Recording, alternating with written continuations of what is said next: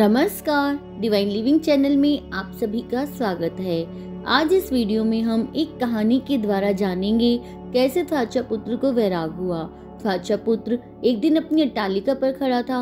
उसके कानों में मधुर मधुर गीत सुनाई दिए। वह उन्हें सुनता गया। उसे बड़ा अच्छा लगा, पर वह जान न सका कि गीत का भावार्थ क्या है और कहाँ से वह मधुर स्वर आ रहा है। वह अपनी माता के पास आया और सरलता से पूछने लगा, माँ, ये गीत कहाँ गाए जा रहे हैं? माँ ने कहा, बेटा, पड़ोसी के घर पुत्र का जन्म हुआ है, उसकी खुशी में ये गीत गाए जा रहे हैं। अच्छा, पुत्र उत्पन्न होने पर इतनी खुशी होती है? हाँ बेटा, माँ ने कहा। तो क्या मैं पैदा हुआ था तभी इसी तरह गीत गाए गए थे? थ्वाचा पुत्र अपने बचपन के स्वाभाविक भोलेपन के साथ पूछ बैठा। माता ने कहा, बस जब तुम्हारा जन्म हुआ था तब एक दिन ही नहीं, कई दिन तक इससे भी ज्यादा अच्छे गीत गाए गए थे, खुशियाँ मनाई गई थी। माँ, मेरे कान उन गीतों को सुनने के लिए बेचैन है। मैं भागा, उन्हें छत पर गया, ध्यान से गीत सुनने लगा, पर अब उन गीतों में वह मधुरता नहीं थी। कान उन्हें सुनना नहीं चाहते थे। वह समझस में पड़ गया, क्या बात है, वो गीत तो अब है ही नहीं, या गाने वाले दूसरे हैं। कुछ समझ में नहीं आया। वह पुनः माता के पास आया और पूछने लगा, माँ, गीतों में इतना अंतर क्यों हो गया?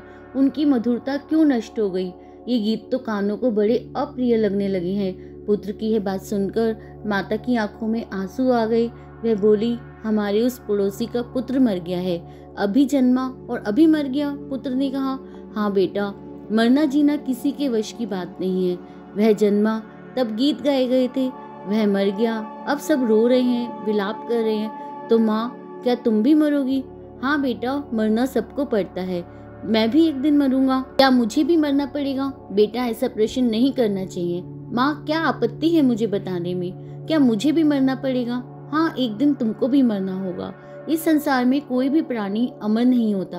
क्या मृत्यु से बचने का कोई उपाय भी है माँ? हाँ बेटा, इसका उपाय है।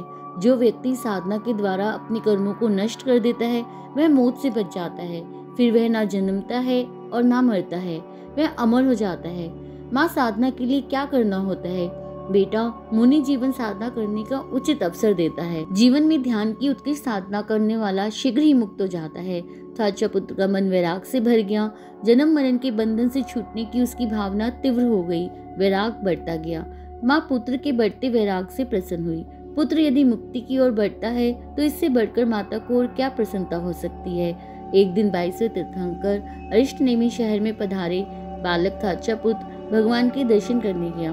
भगवान की अमृतमय वाणी का उस पर जादू का सा असर हुआ। उसका वैराग तीव्र हो उठा। भगवान के पास दीक्षा ग्रहण कर हमेशा के लिए मृत्युंजय बन गया। तो आज हमने जाना कि कैसे थ्वाचा पुत्र के मन में वैराग उत्पन्न हुआ। आज के लिए इतना ही। धन्यवाद। जय जिनेंद्र।